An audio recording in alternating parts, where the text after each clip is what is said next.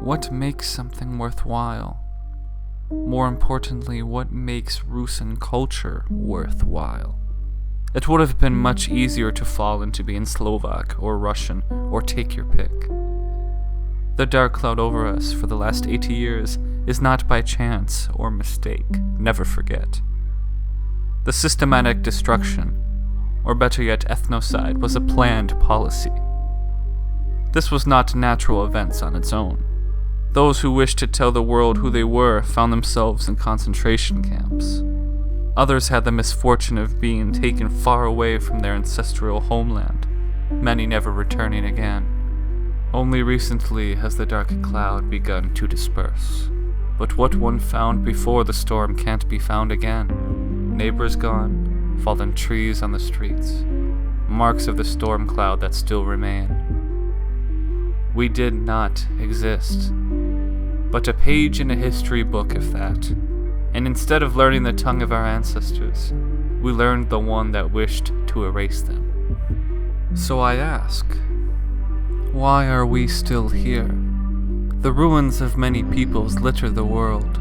Nothing more than stone and dust remain.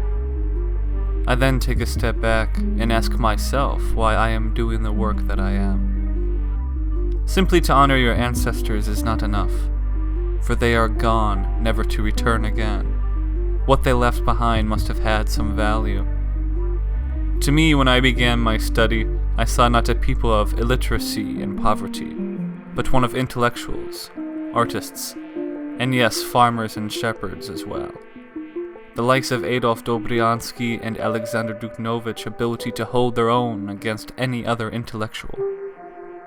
The music of the Carpathians, shaped from centuries of brutal life, songs that my great-grandfather would have listened to, and the language that my grandfather and his grandfather before him spoke hundreds upon hundreds of years, the history contained in that language. All of these things, intrinsically valuable in themselves, a people, a land, a nation worthy of not just survival, but the ability to thrive. Make no mistake, we are on our own. Perhaps our neighbors aren't our enemies, but they wouldn't care if we assimilated into them. Far from it, they would be actually pleased, for after all, they were complicit in this ethnocide in years past. The onus is on us to continue and blaze a path for our own future.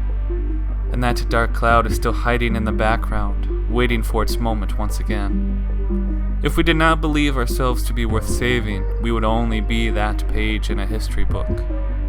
One day I hope my children and theirs are free from the struggle for identity and cultural survival. Until that day, I know in my heart I will still be around doing what's necessary. Anyways, back to the history videos.